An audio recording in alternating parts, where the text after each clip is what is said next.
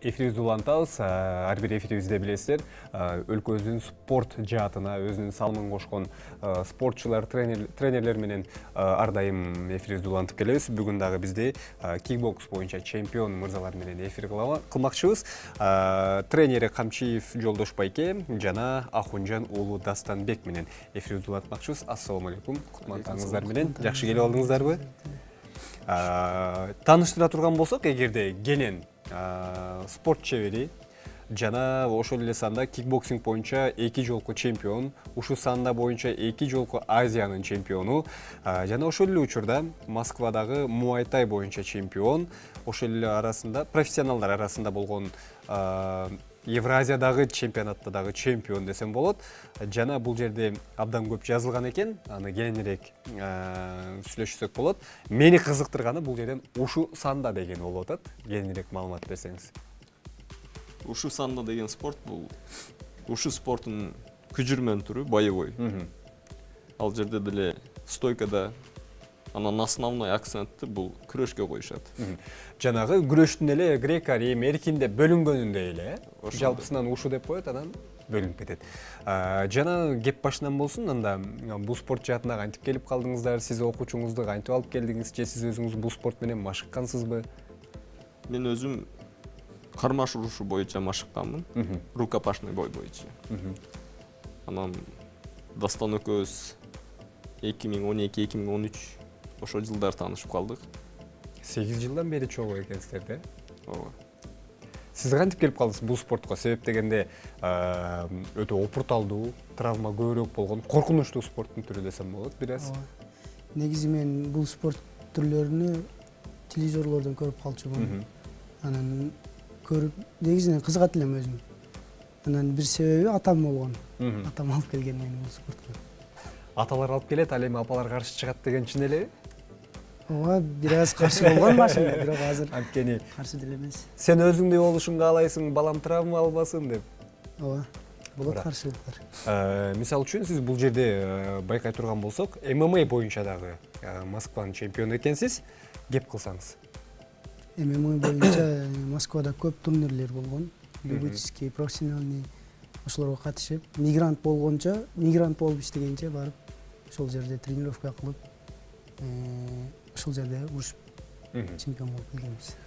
Мисалы үчүн өлкөбүздө баягы спортчуларга колдоо ар кандай. Мисалы үчүн олимпиадалык түрүнө кирген бар, олимпиаданын түрүнө кирбегени бар. Сиздер жагынан бул жагы кандай? Сиздерде себеп дегенде бая мамлекеттин колдоосу болмоюн, кээде баягы спортчуларда дем күч анчалык күчтүү болбой калат деп айтышат.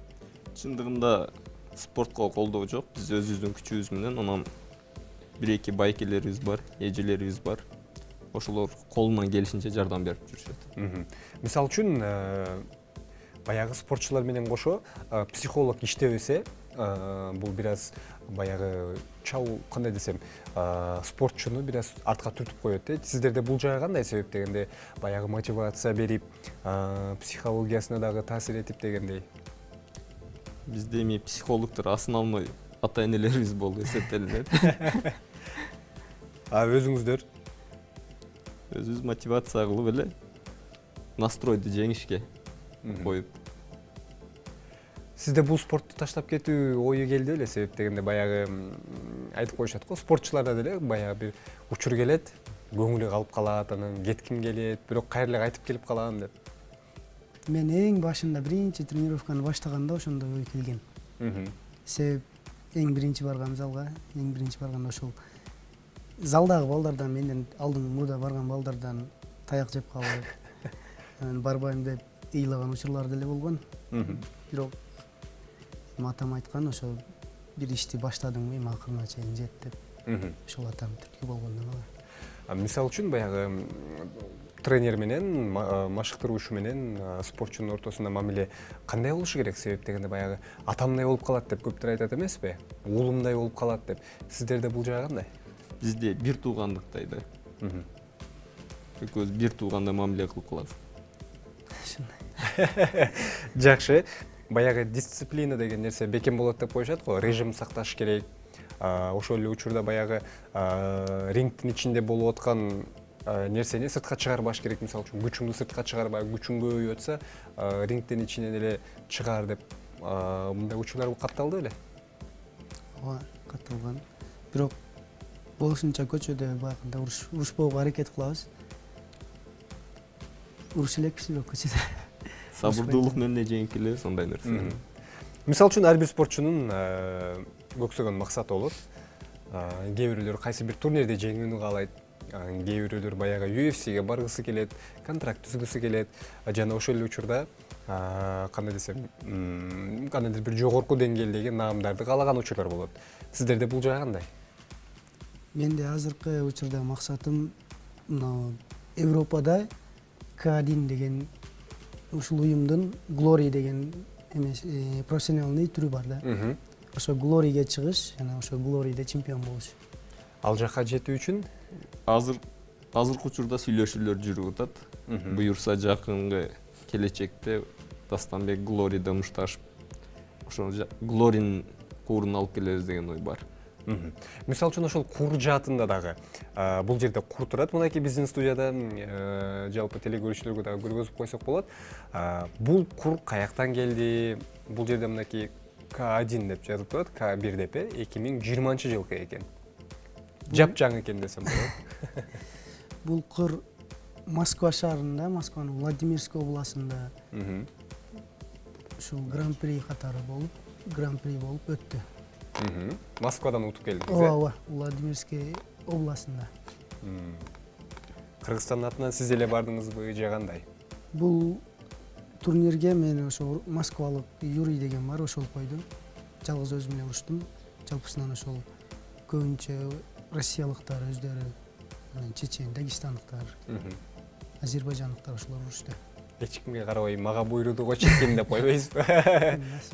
Негизи баягы айтып коюшат го, адам баласы, жана эфирден сырткарда айтып калдым, курду белиңизге такканда чемпион катары кандай сезимдер болду?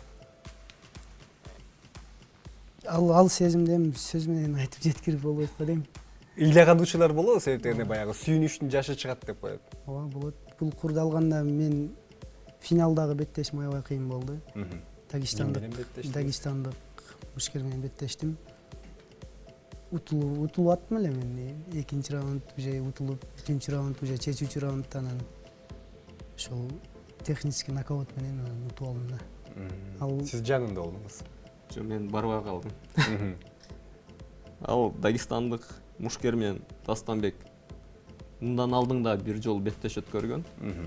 Анда жеңишке жетишкен эле, 2 жолу жеңди да. Экин өлү деп койбойсуз, эйтпесе, туура.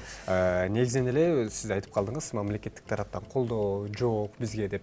Кайрылуу учурлары болду эле, себеп дегенде бизде баягы кайсы учурда спортчу өзүнүн каражаты менен, өзүнүн туугандарынын колдоосу менен гана желекти желбиретип келгенден кийин кандайдыр бир деңгээлде аны байкоо башталат. Бар турбайбы?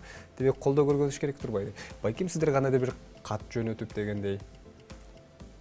Жо, биз андай кылып көрбөдүк. Өз күчү менен. Өз күчүбүз менен. Сиздерде кандайдыр бир деңгээлде федерация барбы? Бизде же болбосо кикбоксинг федерациясы? Биз көп эле федерациялар менен иштешип жүрөбүз, ошол ушу санды деле менен. Анан кикбоксинг федерациясы менен, ММА федерациялары менен баары менен эле аралаш, аралаш. Эң сонун. Акыркы жолу качан мушташтыңыз? Акыркы жолу ушул курга мушташтым. Бул карантинден алдың болду. Бир күн, 2 күн алдың болду. Ошондон бери мушташ элек. Андан бери азыркы учурда дүйнө жүзүндө дагы токтоп турат десем болот. Бул жылкы пландарыңыз кандай? Бул жылкы пландар буюрса, эми алдында көп максат койгонбуз. Бул жылы турнирлерге катышасызбы буюрса? Ооба, буюрса катышабыз.